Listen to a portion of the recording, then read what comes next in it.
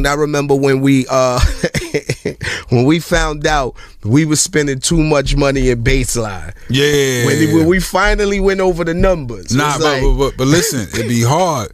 Sometimes pause. You know what I'm saying? It'd be crazy sometimes when you go to the A&R meeting and it was a real story. Yeah. Where you know, I'm sitting in front of Jay, I'm sitting in front of LA, and they like, yo, Goo, you spent this amount. How I'm getting my money back?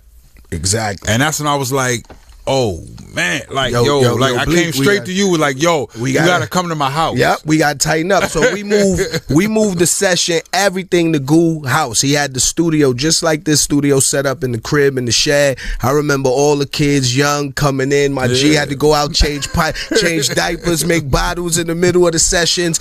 Right. But we were so ahead of time, you know, because a lot of these artists now record themselves. We was doing this 20 years ago almost now.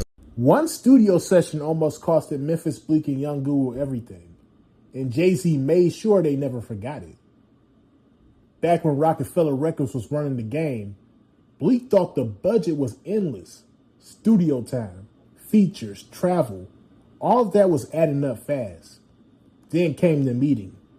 Sitting face to face with Jay-Z and L.A. Reid. And one question hit different. How are we going to get our money back? That moment changed everything. Bleek realized this was not just music. This was business. Every dollar had to make sense. So they shut down expensive sessions and moved recording into a home studio. No luxury, just work. Now I'm about to let y'all hear this for yourselves. But before I do, I just need y'all to like, leave y'all thoughts down below in the comment section, and subscribe. Let's get into it. It's crazy that you say that because it's like, I always wanted to ask you, I always say that in interviews, you know what I'm saying? Like, it's no secret, you changed my life, bro. You know what I'm saying? I appreciate like, you changed that, my man. life. Same, like, vice versa, because you made me understand being a more professional in the studio. You know what I mean? Like you, Shang, rest in peace, Kamal. You know what I'm saying? Like that trilogy and baseline, man, y'all carved the way of how I go to the studio today and record. It's like I don't know what it was, but I was like, I always tell people, I was like, man, like I got my man was, you know, I don't know what it was. He was sick or he was having a baby or something like that. And when me and you got together on that first session, I was just like, we just clicked. Yep. And, super. And you basically saying, I'm gonna call Goo back. I want him again. You know what I'm saying? Yep. Like every day. And then Hove stole you. You know what I'm saying? It's all good. Hove stole my plug. You know what I'm saying? Now he Hove engineer. It's all good. That's my bro. But yo, from there, we went on tours. We did, we done did countless sessions, man. Like to the point, I remember when we when we found out we were spending too much money in baseline. When we finally went over the numbers. Nah, but listen, it'd be hard. Sometimes pause. You know what I'm saying? It'd be crazy sometimes when you go to the A&R meeting and it was a real story. Where you know, I'm sitting in front of Jay, I'm sitting in front of LA, and they like, yo, Goo, you spent this amount. How I'm getting my money back? Exactly. And that's when I was like, oh man, like I came straight to you with like, yo, you gotta come to my house. Yep, we gotta tighten up. So we moved the session, everything to Goo house. He had the studio just like this studio set up in the crib in the shed. I remember all the kids young coming in. My G had to go out, change diapers, make bottles in the middle of the sessions. But we were so ahead of time, you know, because a lot of these artists now record themselves. We was doing this 20 years ago almost now. You know what I'm saying? And I remember we thought that we were going to get the budget. We did everything. We calculated all the money, how much we spent, featured artists, everything. Me and Goose in there like, Rock. I think it was still Rocafella at the time. They owe us XYZ. Goo brings the, invoice to Hove. They booked us.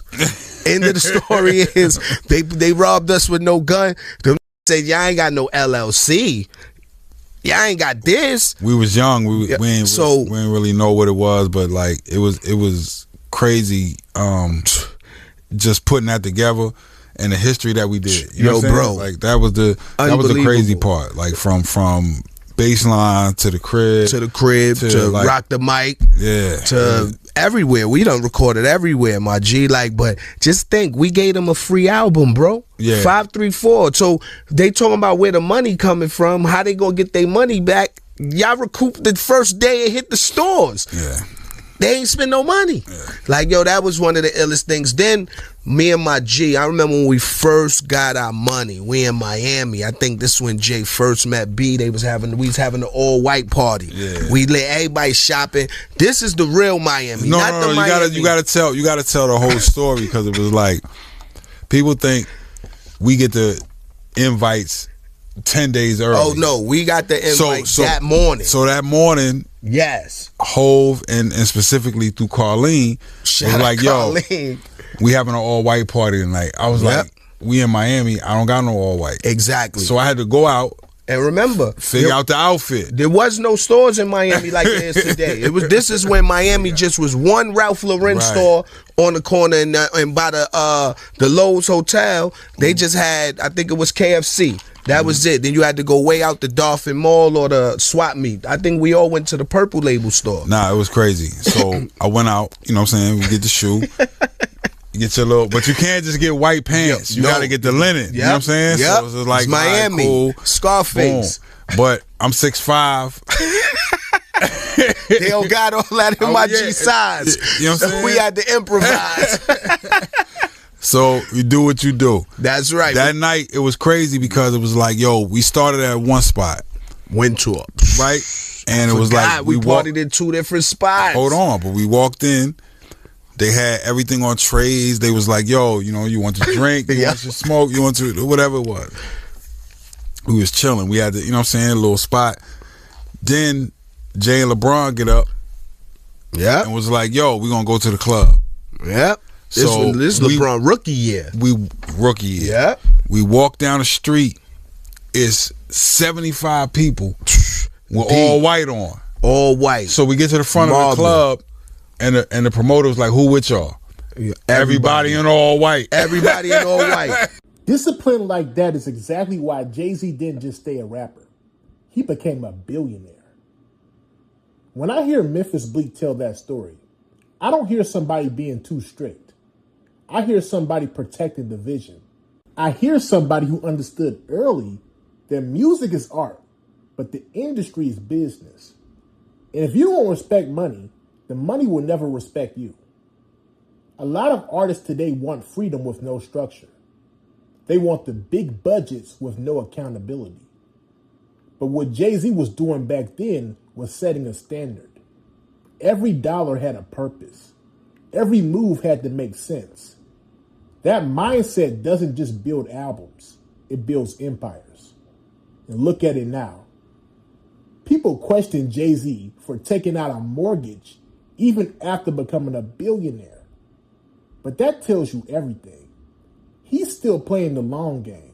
He's still making strategic investment decisions. And he's still thinking like somebody who got something to lose. Most wealthy individuals use leverage like mortgages to keep cash liquid and growing instead of tying it up in assets. That's not struggle, that's strategy. And honestly, that level of discipline probably played a huge role in him reaching billionaire status. You don't get there by being careless.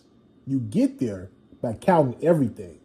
You get there by making smart moves when nobody's watching. So I respect it. No sides needed. Just real game being passed down. So let me ask y'all this. Do you think Jay-Z was right to be that strict with budgets, even if it meant artists like Memphis Bleek had to learn the hard way? And if you were in Memphis Bleek's position, would you have taken that lesson the same way or moved different after that experience? Let me know your thoughts down below in the comment section, and make sure you like and subscribe. Peace.